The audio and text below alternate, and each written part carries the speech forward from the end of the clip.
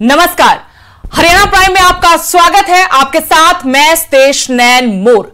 हरियाणा का महासंग्राम जीतने के लिए कांग्रेस और बीजेपी लगातार बैठकें कर रही हैं और जिताऊ उम्मीदवार खोजे जा रहे हैं। बीजेपी ने गुरुग्राम में 2 दिवसीय चुनाव समिति की बैठक कर उम्मीदवारों के नामों पर मंथन किया। बीजेपी के बड़े नेताओं ने कल 5 जिलों के उम्मीदवारों के नाम पर चर्चा की। वहीं आज 17 जिलों की सीटों पर उम्मीदवारों को लेकर चुनावी मंथन हुआ। विधानसभा स्पीकर ज्ञानचंद गुप्ता ने कहा कि बैठक में विधायकों मंत्रियों के रिपोर्ट कार्ड पर भी चर्चा हुई।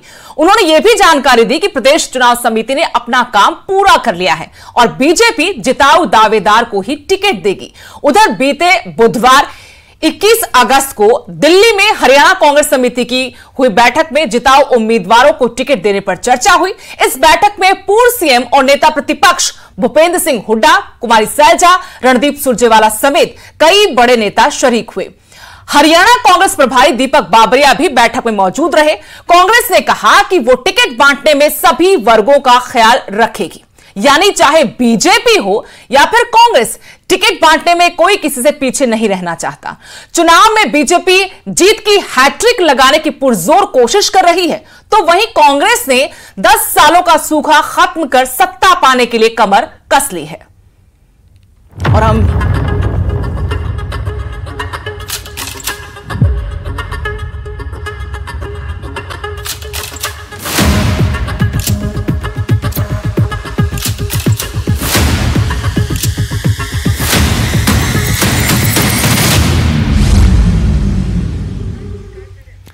तो कांग्रेस से बीजेपी जिताऊ उम्मीदवार खोज रही है। सभी चुनावी रणनीति बनाने में जुटे हुए सभी सियासी दल अपने लिए भरोसेमंद जिताऊ उम्मीदवार खोज रहे हैं। हम चर्चा की शुरुआत करेंगे। विशेष मेहमान हमारे साथ जुड़ेंगे। फिलहाल हमारे साथ डॉक्टर मनवीर छिल्लर हैं, आम आदमी पार्टी के प्रवक्ता।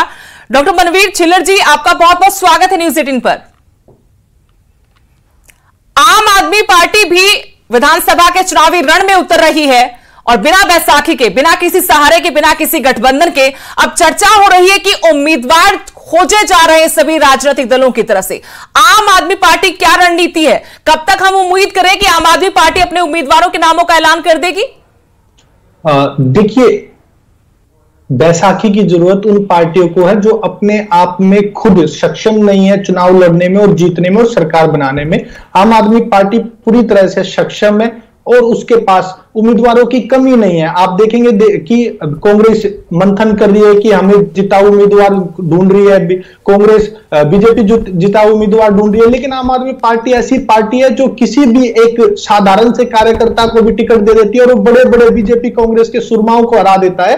तो जीतने की टेंशन बीजेपी और कांग्रेस को, आम आदमी पार्टी तो इतिहास रचती है, जैसे दिल्ली में इतिहास रचा, जैसे पंजाब में इतिहास रचा। राजा रजवाड़ों की राजनीति को हरा करके आम आदमी पार्टी आम जनता की सरकार बनाती है। और हरियाणा में हमने अभी 15 दिन के अंदर 45 रैली करके ये एक ऐसा रिकॉर्ड बनाया जिसको ये पार्टी आज तक इतने सालों की राजनीति में कभी पूरा नहीं कर पाई। जल्द ही आप देखेंगे कि हरियाणा में आम आदमी पार्टी की सरकार बनेगी, पूर्ण बहुमत के साथ सरकार बनेगी। आम आदमी पार्टी का एक साधारण कार्यकर्ता, हर साधारण कार्यकर्ता चुनाव लड़ने में और जीतने में और बीजेपी कांग्रेस के बड़े बड़े सुरमाओं को हराने में सक्षम है। चलिए, बीजेपी की तरफ से भी जुड़ गए हमारे साथ। बीजेपी के वरिष्ठ नेता रमन मलिक जी जुड़े हैं, तो वहीं अजय चौधरी प्रवक्ता जेजेपी जुड़ गए हैं। आप दोनों का भी बहुत बहुत स्वागत है न्यूज़ 18 पर। रमन मलिक जी, मेरा सवाल आपसे, आपने आम आदमी पार्टी के प्रवक्ता को भी सुना, कह रहे हैं कि हमारे लिए तो कोई भी कार्यकर्ता हो, किसी को भी टिकट दे दें, जीत हमारी सुनिश्चित है। बीजेपी की रणनीति समझना चाहते हैं, जानना चाहते हैं कि बीजेपी के लिए जिताऊ उम्मीदवार कौन है, क्या क्राइटेरिया है। लगातार मंथन का दौर चल रहा पार्टी के अंदर।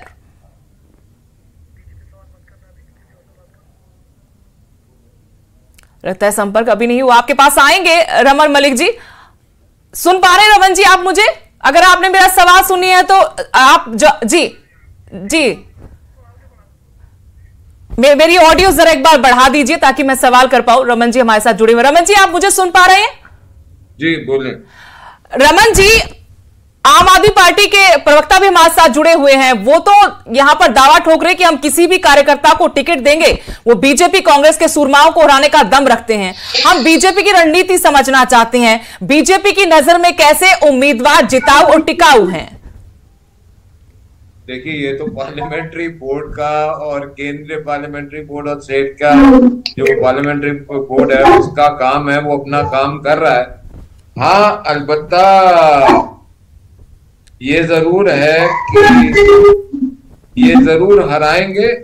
जैसे इन्होंने गत चुनावों के अंदर अपनी जमानत हरवाई है, वैसे ही हरवाते रहेंगे। कोई बात नहीं साहब, करिए, अच्छा है। देश के एक्सचेकर में कहीं तो योगदान दे रहे हैं, कहीं शराब घोटाला तो कहीं कुछ, तो इससे अच्छा यही है कि साथ में कुछ योगदान दिया। तो मेरे को ऐसा नहीं लगता कि इसमें कोई इतना बड़ा विषय है, क्योंकि जिस प्रकार से प्रॉब्लम ऑफ प्लेंटी इस समय नेशनल पार्टीज के पास है, उसमें अलबत्ता एक फोर्स एंट्री जो है वो आम आदमी पार्टी है। उनका कोई नेशनल फुटप्रिंट है नहीं, but because they have 5% vote share, और वो कैसे आया क्या नहीं, जैमिनी शाह और वो सारी हम बात कर सकते हैं, इट्स अ डिटेल सब्जेक्ट। लेकिन मेरे को ऐसा लगता है कि इस समय मुख्य जो दो पार्टियां हैं, कांग्रेस और बीजेपी है, और उसके अलावा इस प्रदेश में किसी भी पॉलिटिकल पार्टी की कोई स्थान नहीं है। अजय जी, मेरा सवाल आपसे, रमन मलिक जी कह रहे हैं कि दो ही पार्टियों में तो मुकाबला है, बीजेपी और कांग्रेस, अब आम आदमी पार्टी और जेजेपी कहां है? सुदेश जी नमस्कार। सभी पैनलिस्ट साथियों को मेरा राम राम, हरियाणा वासियों को मेरा प्रणाम। सुदेश जी, मैं शुरुआत एक प्रसिद्ध भजन की 2 लाइनों से करना चाहूंगा कि समय को भरोसो कोना, कद पलटी मार जाओ और कदे कदे गाय बदा से सिंह हार जाओ। तो इतनी बड़ी बात करना भारतीय जनता पार्टी की तरफ से, मैं नहीं समझता कि प्रजातंत्र में किसी लीडर को इस तरह के वक्तव्य या इस तरह के स्टेटमेंट देने चाहिए। डेमोक्रेसी में, जमहूरियत में, प्रजातंत्र में यह फैसला जन आवाम को करना होता है कि किस व्यक्ति को, किस पार्टी को सराखों पर बैठाए और किसको वो हराए। टीवी पर बैठ करके कुछ भी कह गया, ये डेमोक्रेसी में गलत। और वो इतिहास उठा करके देखिए, 1985 से पहले 2 सांसदों की पार्टी होती थी, आज देश की बड़ी पार्टी। तो ये डेमोक्रेसी में, प्रजातंत्र में लोगों को तय करना होता है। जिस आम आदमी पार्टी के बारे में आप ये कह रहे थे, इन्हीं आम आदमी पार्टी ने दिल्ली के अंदर विधानसभा चुनाव में इनका सुपड़ा साफ कर दिया था। 4 विधायक इनके जीत करके आए थे। तो टीवी पर बैठ करके इस तरह से वक्तव्य देना बिल्कुल गलत। 400 पार की बात करने वालों की हवा निकल गई थी कि नहीं निकली थी? 75 पार की बात करने वालों पे हरियाणा के लोगों ने अक्ल ठिकाने लगाई थी कि नहीं लगाई थी? तो ये डेमोक्रेसी में, प्रजातंत्र में हरियाणा के लोग फैसला करेंगे कि किसको जिताएंगे, किसको हराएंगे। डॉक्टर मनवीर जी, आपसे भी यही सवाल है। बीजेपी की तरफ से कहा जा रहा है कि मुकाबले में नहीं, आप तो मुकाबला तो बीजेपी कांग्रेस के बीच में है, वहां पर मंथन का दौर भी चल रहा है, टिकट को लेकर मारामारी भी है, लेकिन आम आदमी पार्टी हो, जेजेपी हो या फिर आईएनएलडी हो, वो कहां है? वहां क्यों नहीं ऐसी हलचल नजर आ रही? देखिए, रमन जी ने अपना वक्तव्य देने से पहले ये कहा कि मुझे लगता है, ये इनके ख्याली पुलाव हैं जो इन्हें लगता है, क्योंकि इन्होंने स्वयं कहा कि मुझे लगता है। इनको कुछ भी लग सकता है, इनके लगने से हमें कोई फर्क नहीं पड़ता। और वैसे जमानत जब्त होने का विश्व रिकॉर्ड आज भी बीजेपी के नाम है। हरियाणा में भी सबसे ज्यादा जमानत जब्त कराने का रिकॉर्ड आज भी बीजेपी के नाम है, और शायद ही कोई कभी इनसे ये रिकॉर्ड छीन पाएगा। इसके साथ ही दिल्ली का चुनाव ये भूल गए हैं। दिल्ली के लिए अभी हमने कुछ समय पहले इनको मेयर के इलेक्शन में, काउंसिलर के इलेक्शन में कैसे करारी शिकस्त दी है, विधानसभा चुनाव में कैसी शिकस्त दी है, ये गलत तरीके से एलजी के माध्यम से दिल्ली को चला रहे हैं, तानाशाही रवैया अख्तियार कर रहे हैं। यहां भी इनकी भावना है, इनका जो तरीका है बोलने का, कहने का, वो वही तानाशाही रवैया है। चंडीगढ़ के चुनाव में आपने देखा कैसे इन्होंने धांधली की। आज जनता देख रही है कि बीजेपी का तानाशाही रवैया है, तानाशाही तरीका है। कैसे बीजेपी चुनाव उसी दिन हार गई थी जब इन्होंने अपने मुख्यमंत्री को, नाकाम मुख्यमंत्री को बदल दिया। ये स्वीकार कर लिया कि इतने साल से, 9 साल से हमारा जो मुख्यमंत्री था वो नाकाम था, हरियाणा में कोई भी काम नहीं कर पाया, इसलिए उसको बदल दिया। वरना बताइए कि क्या मेरिट थी इनके पास उसको बदलने की। मैं बीजेपी के साथी को चुनौती देता हूं कि बीजेपी किसी भी हरियाणा में किसी भी काम की उपलब्धि गिनवा दे, आप किसी शिक्षा के क्षेत्र में उपलब्धि गिनवा दे, स्वास्थ्य के क्षेत्र में उपलब्धि गिनवा दे, लोगों के रोजगार के क्षेत्र में कोई उपलब्धि गिनवा दे, ये सबसे बड़ी फेल सरकार है। हरियाणा के इतिहास में आज तक इतनी ज्यादा कमजोर फेल सरकार और ऐसे मुख्यमंत्री हरियाणा की जनता ने नहीं देखे, और जनता तैयार बैठी है इनका हिसाब करने के लिए। आज जनता को चाहिए जनता की सरकार, आम लोगों की सरकार, जो आम आदमी की बेसिक जो मूलभूत सुविधाएं हैं उनकी जरूरत है, उनके भविष्य को बना सके। आपके सवालों पर, आरोपों पर जवाब ले लेंगे हम। रमन मलिक जी हमारे साथ जुड़े हुए, लेकिन ये बताएं कि आम आदमी पार्टी कब अपने उम्मीदवारों के नामों की घोषणा कर रही है? उसको लेकर कोई रोड मैप तैयार हुआ है, कोई मंथन हुआ है? बहुत कम वक्त बचा है अब चुनाव में। देखिए, जब नॉमिनेशन आएंगे, नॉमिनेशन से पहले सभी कैंडिडेट्स का घोषणा हो जाएगी। और मैंने आपको बताया कि आम आदमी पार्टी का एक एक कार्यकर्ता, एक एक साधारण कार्यकर्ता लड़ाका है, सिपाही है। हर एक कार्यकर्ता दम रखता है बीजेपी कांग्रेस के बड़े बड़े दिग्गजों को हराने का। और ये मैं सिर्फ हवाई दावे नहीं कर रहा, आप देख सकते हैं कि मुख्यमंत्री चन्नी को पंजाब में किसने हराया था, आप देख सकते हैं कि दिल्ली में 6-6 बार के मंत्रियों को किसने हराया था। प्रत्यक्ष को प्रमाण की आवश्यकता नहीं है, पंजाब और दिल्ली का उदाहरण है। उससे भी बड़ी जीत आम आदमी पार्टी हरियाणा में दर्ज करेगी और कांग्रेस और बीजेपी को धूल चटाएगी और जनता की सरकार लाएगी। और जो वादे किए हैं, इस बार चुनाव होगा जुमला वर्सेस गारंटी। आज जनता बीजेपी के जुमलों को हराएगी और केजरीवाल जवाब ले लेते हैं। रमन मलिक जी कह रहे हैं कि इस बार मुकाबला होगा, जो चुनाव होगा जुमला वर्सेस गारंटी। ये आम आदमी पार्टी की तरफ से कहा जा रहा है कि बीजेपी कोई उपलब्धि तो गिनवाए। उन्होंने मुख्यमंत्री बदल दिया क्योंकि उपलब्धि नहीं थी, कुछ काम गिनवाने को नहीं थे। वो उदाहरण दे रहे हैं दिल्ली का और पंजाब का कि बड़े हाईवेट कैंडिडेट्स को हराया है एक सामान्य कार्यकर्ता ने। जहां तक दिल्ली की बात है, कभी सीएम अंदर, कभी डिप्टी सीएम अंदर, कभी डिप्टी सीएम बाहर, कभी सीएम बाहर, ये अंदर बाहर का खेल जो है, और मंत्रियों के साथ कैबिनेट पूरी ऑलमोस्ट एक समय पे अंदर। इसलिए अंदर थी कि शराब का घोटाला था। ये शराब को अंदर रह के आए थे, लोगों को खिलाने के चक्कर में, अपने नोट बनाने के चक्कर में कहाँ जाएंगे तो राम जाए। दूसरा जो उनका मुख्यमंत्री है वो 8 PM नो सीएम, 8 PM के बाद सीएम नहीं है, उसके बाद तो वो मस्तराम मस्ती में। तो मैं उनका भी कुछ नहीं बोलता जी, जो भी उनके व्यक्तिगत जीवन में करना चाहते हैं। बीजेपी ऐसे घटिया शब्द किसी मुख्यमंत्री के प्रति इस्तेमाल करती है, मैं इस पे घोर आपत्ति करता हूँ। बीजेपी के पास रिकॉर्ड है, बीजेपी महिलाओं के शोषण में नंबर 1 पार्टी है। मनवीर जी आपको मौका देंगे, एक बार सुन लीजिए। जब आपने आरोप लगाए तो रमन जी ने भी सुना ना, एक बार सुन लीजिए। मनवीर जी भाषा का इस्तेमाल नहीं कर सकते, हम ये एडमिट नहीं करेंगे। सुन लीजिए, फिर आपके पास आएंगे, आपके इत्मीनान से अपनी बात रखिएगा, इत्मीनान से जवाब दीजिएगा। डॉक्टर मनवीर छिल्लर जी, ये मर्यादित भाषा का इस्तेमाल करें, ये ऐसे ही मस्तराम जैसे शब्दों का, ये ऐसी इनकी मानसिकता दिखाती है कि इनकी किस लेवल की मानसिकता है, किस लेवल की राजनीति करते हैं। यही इनका सोचने का तरीका है, यही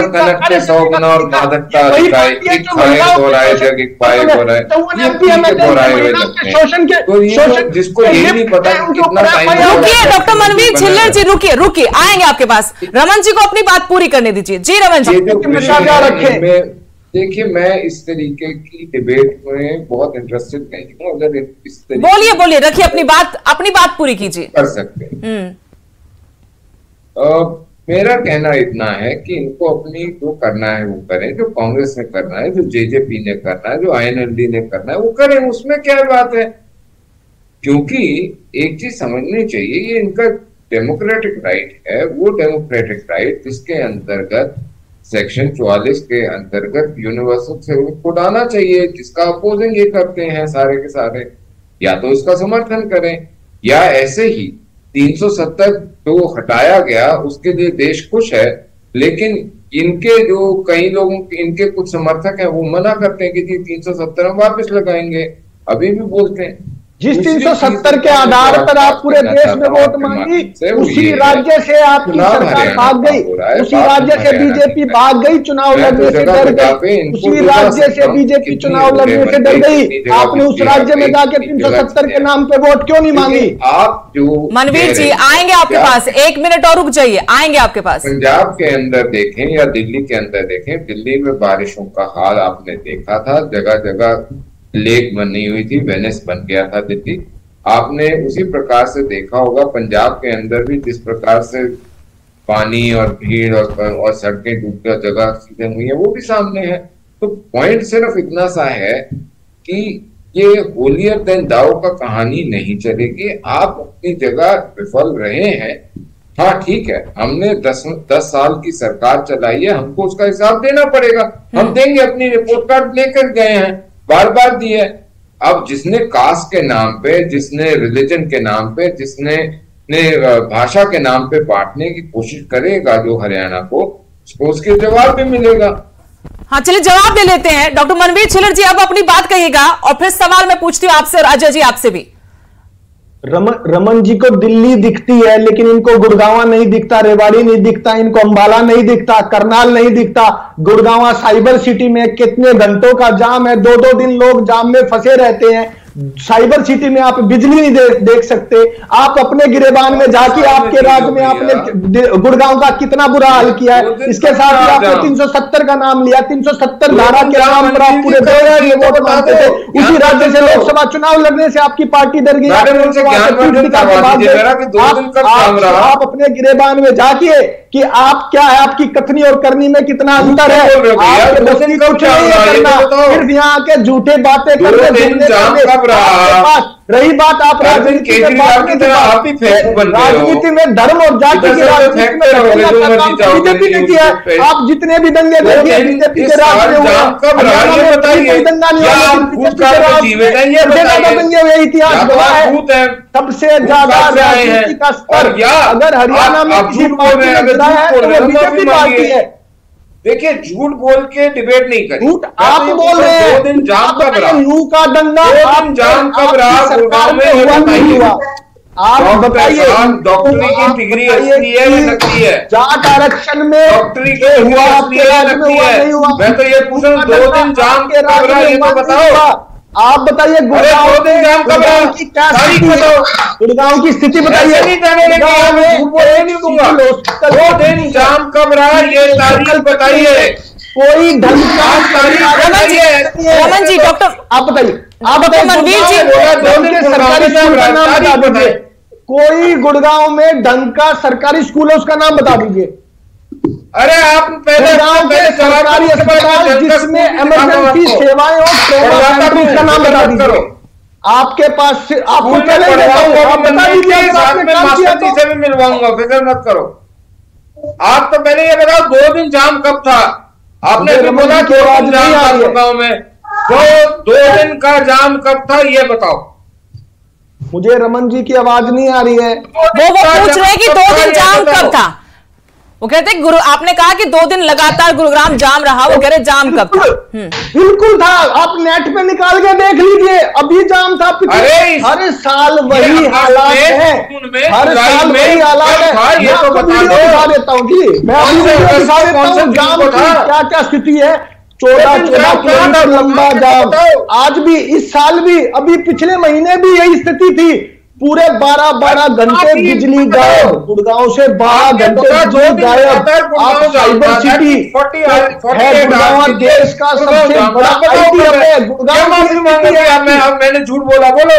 उनको आपत्ति है कि 2 दिन लगातार तो नहीं रहा, लेकिन क्या रमन मलिक जी जाम नहीं लगता? सवाल ये भी तो है कि जाम नहीं लगेगा। अनड्यू बारिश जो है, पैटर्न चेंज हुआ है, अनड्यू बारिश आती है, क्वांटिटी जो है वो डिफरेंशिएट कर जाती है, उसके अंदर जो सिस्टम है वो है, उसमें जाम लगता है। लेकिन वो जाम ऐसा नहीं है जिस तरीके का जाम किसी 5 साल 6 साल पहले लगा था, उस तरीके का दोबारा भगवान ना करे लगे, और ना ही लगेगा। बहुत चीजें ठीक करी गई हैं, बहुत सारी होंगी। और ये एक सिर्फ भारत का विषय नहीं है, पूरे विश्व के अंदर बारिशों का गिरना, पैटर्न चेंज हुआ है। वो जो पीरियोडिक होती थी उसकी जगह एक ड्रॉप हो रहा है सीधा। ये जापान में भी हुआ है, ये चाइना में भी हुआ है, ये भाई हिंदुस्तान की बात कर लीजिए, जापान चाइना की छोड़िए, गुड़गांव की बात कीजिए, वहां क्या होता है, वहां पे पर कैपिटा इनकम क्या, आप जापान में बराबरी करिए ना, आप अच्छी चीजों में बराबरी कीजिए, बुरी चीजों जाम लगने पर दूसरे देशों का उदाहरण मत दीजिए। आप जापान की बराबरी कीजिए, बनाया हुआ है, बनता जा रहा, आप अच्छी चीजों में बराबरी कीजिए। हरियाणा जो है वो 1966 में पैदा हुआ, आपके पास तो दिल्ली बसाया है, आपने उसकी ऐसी तैसी फेर दी, तो आप और किसी को क्या छोड़ोगे? भाई सामने के अंडे को सब हरा दिखता है, आपको यही दिखेगा। आप दिल्ली में जाके देखिए, दिल्ली की जनता बन रहा है। आप बताइए, दिल्ली में प्रचंड बहुमत से हर बार दिल्ली की जनता में दिल्ली का इंफ्रास्ट्रक्चर, आपको हरियाणा में बैठ के हरियाणा को दिख नहीं रहा। अब ये बताओ, आपने जब से सरकार चलाई हुई है, दिख रहा है, दिल्ली वाले काम कर दिया, आप हरियाणा का बड़ा इंफ्रास्ट्रक्चर बना दिया। चलिए, तो हमारे को हरियाणा की हमने तो 1000 किलोमीटर के रोड दुरुस्त। मनवीर जी और रमन जी, अजय जी भी हमारे साथ जुड़े हुए, उनको भी शामिल कर लेते हैं। 4.5 साल तो इनकी पार्टी भी सत्ता में रही ना आपके साथ। अजय चौधरी जी, जब रमन जी कहते कि हिसाब देंगे हम जनता के बीच, अगर 10 साल सत्ता में रहे हैं तो हिसाब तो जनता आपसे ही मांगेगी। जब आप उम्मीदवार तय करेंगे तो उन उम्मीदवारों से पूछा जाएगा कि क्या किया था आपने। हिसाब अभी आपके चैनल पर दूंगा, लेकिन उससे पहले मेरी एक नाराजगी है, क्योंकि मैं आपके टीवी चैनल पर पहली बार आया हूं। सुदेश जी, पहले अपनी नाराजगी दर्ज कराता हूं। जी करवाइए। मैं इस उम्मीद से आपके चैनल पर पहली बार आया था और मुझे उम्मीद थी कि सबसे अच्छा चैनल है और उस पर डिबेट करने का तरीका होगा वो बहुत अच्छा होगा। लेकिन जिस तरह से दो साथी डिबेट कर रहे हैं, एक दूसरे को कह रहे हैं, तो एक का वॉल्यूम कम कर दीजिए, वो ना एक को बोलने दीजिए। इस तरह से तो डिबेट नहीं हो पाएगा। नहीं, आपको मौका दे रहे ना, देखिए आप बोलिए ना, दोनों ने बोला, आपको मौका दिया कि आप बोलिए। आप भी 4.5 साल तक सत्ता में रहे ना बीजेपी के साथ, आपको पूरा मौका है, बोलिए। अगर आपको सवाल पूछना, सवाल पूछिए, आपको अपनी बात रखनी, आप अपनी बात कहिए। अजय जी। सुदेश जी, मैंने बीच में किसी साथी को इंटरेक्ट नहीं किया। अच्छा किया, बहुत अच्छा किया। अब मेरे को वो इंटरेक्ट ना करें। हाँ, बोलिए। मैं से 2 मिनट 3 मिनट अपनी बात रखना चाहता हूं। जैसा ही मैंने देखा कि भारतीय जनता पार्टी के senior leader Raman Malik TV पर हैं, मैं उस उम्मीद में था कि हमें उनसे कुछ सीखने को मिलेगा। मैंने अब्राहम लिंकन को पढ़ा, उन्होंने अपनी बायोग्राफी में लिखा कि 2 राजनीतिक विरोधी जब एक दूसरे के खिलाफ बोले तो एक दूसरे के सिद्धांतों की बखियां उधेड़ रहे, लेकिन व्यक्तिगत रूप में मिले तो दोस्तों की तरह मिले, क्योंकि दोनों का लक्ष्य ही समाज सेवा है। जिस तरह से व्यक्तिगत हमले यहां पर हो रहे थे, मैं उनको कंडेम करता हूं। इस तरह के व्यक्तिगत हमले नहीं होने चाहिए। दूसरा, रमन जी ने कहा कि 2 दिन का जाम कब लगा और आपने झूठ बोला है, झूठ के लिए माफी मांगनी चाहिए। अगर वास्तव में आम आदमी पार्टी के प्रवक्ता ने इस फैक्ट के ऊपर झूठ बोला है तो झूठ के लिए माफी मांगनी चाहिए, लेकिन उससे पहले रमन जी को माफी मांगनी चाहिए। आप जैसे टीवी चैनल पर जिसे समूचा हरियाणा प्रदेश आज सुन रहा है, रमन जी कह रहे थे कि हमने धारा 370 हटा दी, सरेआम झूठ है। धारा 370 हटाई नहीं गई। धारा 370 में 2 क्लास है, ए और बी। ए के अंदर छोटा सा अमेंडमेंट ये किया गया कि हिंदुस्तान के प्रत्येक नागरिक को वहां पर लैंड परचेज करने का अधिकार दे दिया गया। तो टीवी पर बैठ करके सरेआम झूठ बोले कि हटा दी गई है, माफी इनको मांगनी चाहिए। दूसरा, इन्होंने कहा कि हरियाणा प्रदेश को जाति पाति के नाम पर बांटने वालों को हरियाणा प्रदेश जवाब लेगा। सबसे पहले हिसाब उन लोगों से लेगा जिन्होंने कहा था जाट नॉन जाट का नारा दिया था, जिन्होंने 35 बनाम 1 जाति का नारा दिया था, उन लोगों का हिसाब जनता लेगी। अब आपने पूछा कि आपने क्या किया। सुदेश जी, 4.5 साल हम सत्ता में सहयोगी रहे और मैं अपने चुनाव घोषणा पत्र को रेफर करना चाहूंगा। हमने हरियाणा प्रदेश के लोगों से वायदा किया था कि अगर दुष्यंत चौटाला जी हरियाणा प्रदेश के चीफ मिनिस्टर मिले बड़े तो हम हरियाणा प्रदेश के युवाओं को 75% रोजगार प्राइवेट सेक्टर में देंगे। दुष्यंत चौटाला जी चीफ मिनिस्टर नहीं, डिप्टी ही चीफ मिनिस्टर बने थे और हमने 75% आरक्षण प्राइवेट सेक्टर में हरियाणा प्रदेश के युवाओं को देने का काम किया। ये अलग बात है कि उसको कोर्ट में अटका दिया गया। हमारा वादा था चुनावी घोषणा पत्र में कि हम हरियाणा प्रदेश की महिलाओं को 50% चुनाव पंचायती चुनाव में आरक्षण देंगे। हमने वो वादा निभाया। हमने ये वादा किया था कि BCA के साथियों को, जिनकी गांव के अंदर संख्या कम है, 8% हिस्सेदारी पंचायती चुनाव में आरक्षण के माध्यम से देंगे। हमने वो वादा निभाया।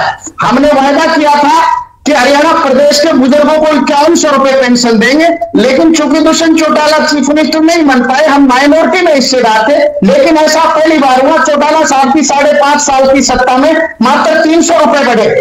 हुड्डा साहब के 10 साल के शासनकाल में मात्र 700 रुपए बढ़े। और ये दुष्यंत चौटाला जी का विजन था कि 4.5 साल के अंदर बुजुर्गों की जो पेंशन थी वो 1000 रुपए बढ़ी। हरियाणा प्रदेश में पहली बार दुष्यंत चौटाला जी आपकी सारी बातें मान ली अजय जी। मैं आपसे एक सवाल कर रही हूं, सारी बातें मान ली कि आपके उप मुख्यमंत्री ने ये सारा काम करवाया बीजेपी के साथ गठबंधन की सरकार चलाते हुए, फिर आपके अपने विधायक आपके साथ नहीं रहे। ऐसा क्या हुआ कि जब बीजेपी ने गठबंधन तोड़ा, गठबंधन के धर्म से बाहर आई, तो उसके बाद आपकी पार्टी में इतना बड़ा बिखराव आ गया, भगदड़ मच गई पार्टी में? ये जवाब भी तो आपको देना होगा, जनता भी पूछेगी ऐसा क्या हुआ। मैं निश्चित रूप से आपको बताना चाहूंगा सुदेश जी, हिंदुस्तान के इतिहास को अगर आप उठा करके देखते हैं, पॉलिटिकल इतिहास को, तो ऐसा पहली बार नहीं हुआ कि दल बदल करके चले गए। ये केंद्रीय विधायिका के समय से ही रहा दल बदल का, और हिंदुस्तान का पहला दल बदल का इतिहास रहा वो 1934 का रहा, जब केंद्रीय विधायिका के सदस्य रहे श्यामलाई नेहरू ने ब्रिटिश कांग्रेस छोड़कर के ब्रिटिश लोगों के समर्थन में अपनी आस्था बदल ली थी। तो दूसरा उदाहरण रहा वो 1937 का रहा, जब मुस्लिम लीग की टिकट से चुनाव जीत कर ठीक है, मैं पूछ रही हूं कि ऐसा क्या हुआ कि आपके बहुत करीबी अब पार्टी में कौन रह गया? आप बताइए। सभी तो चले गए, 6 विधायक तो चले गए पाला बदल के, अब जो बाकी हैं, अगर एक परिवार पाला बदल करके, मैं आपको बताऊंगा सुदेश जी, पाला बदल करके आए लोग थे, चुनाव से पहले वो कहीं और थे, हमारे पास भी पाला बदल करके आए थे। तो चुनाव के समय ऐसे लोगों की फितरत होती है, वो एक शेर है कि न जाने कब अपनों से रुसवाई हो जाए, जो लगता है सबसे प्यारा वो हरजाई हो जाए। आजकल मौसम ही हृदय परिवर्तन का है, ना जाने कौन सा सियासतदान बेवफाई हो जाए, तो ये मौसम ही हृदय परिवर्तन का चल रहा है। उम्मीदवारी पर क्या कहेंगे अब? क्योंकि बीजेपी तो धड़ाधड़ कह रही कि बहुत मारामारी है, कांग्रेस कह रही कि 2500 से ज्यादा हमारे पास दावेदार आ गए हैं, लेकिन जेजेपी कहां है? वो जेजेपी जो सत्ता की चाबी लेके बैठी 2019 में, आज कहां है? सुभाष बराला कह रहे कि ताले को भी जंग लग गया, चाबी को भी जंग लग गया।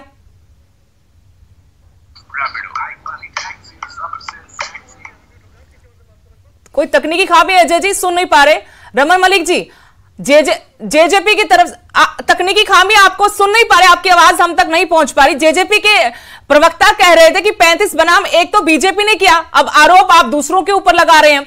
दूसरा ये कि विकास की बातें और हिसाब मांगा जा रहा है, कांग्रेस भी हिसाब मांग रही 10 साल का, हिसाब को लेकर क्या? और एक महत्वपूर्ण बात यहां पे उम्मीदवारी को लेकर मैं पूछना चाहती हूं, वक्त हमारे पास कम है, इसलिए मैं एक के बाद एक सवाल आपसे पूछ रही हूं कि जल्दी जल्दी जवाब मिल जाए। अब बीजेपी क्या एक परिवार से एक टिकट पर ही कायम रहेगी, या फिर जिताऊ उम्मीदवार अगर होगा तो परिवार से 2 को भी टिकट दिया जा सकता है? क्योंकि संकेत तो कुछ ऐसे मिल रहे हैं।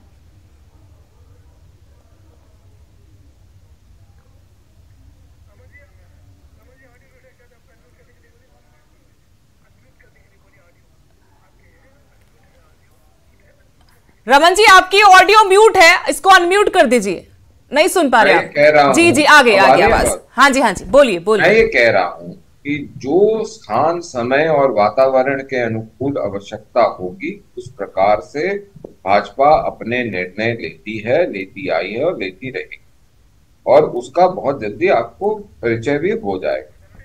लेकिन जो आप बात कह रहे हैं ना साहब, उसका सबसे बड़ा विषय ये है कि आज के समय भारत के अंदर और खासकर हरियाणा के अंदर ये जो 35 बनाम 1 बनाना और ये और वो, ये तो जिन्होंने बनाना था वो बना बैठे हैं, और ये पता है जनता को किसने बनाया, किसने क्या करा, वो सब पता लग गया।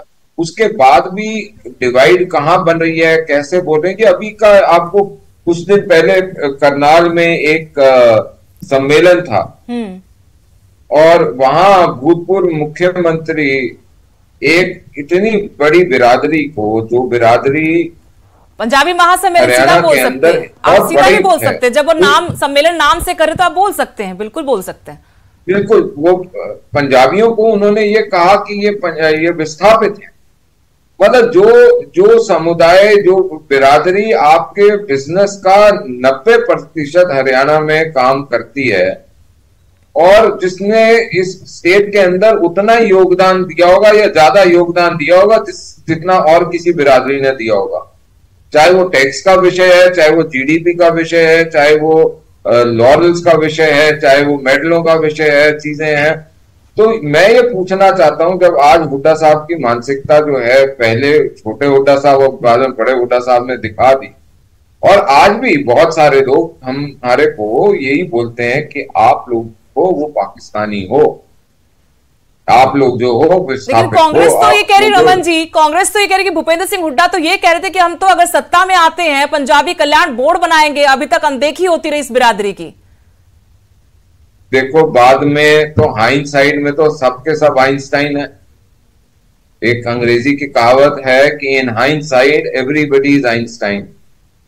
तो जब हो गई, जब लकीर पिट गई, तो उसके बाद तो उसको आप जो मर्जी बदलने की कोशिश कर लो, वो अलग विषय आ गया।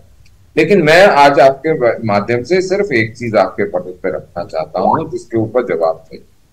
जवाब ये चाहिए कि ये मेरा जवाब बीजेपी की तरफ से नहीं है, या मेरा सवाल बीजेपी की तरफ से नहीं है, इस प्रदेश का एक नागरिक की हैसियत से बोल रहा हूं।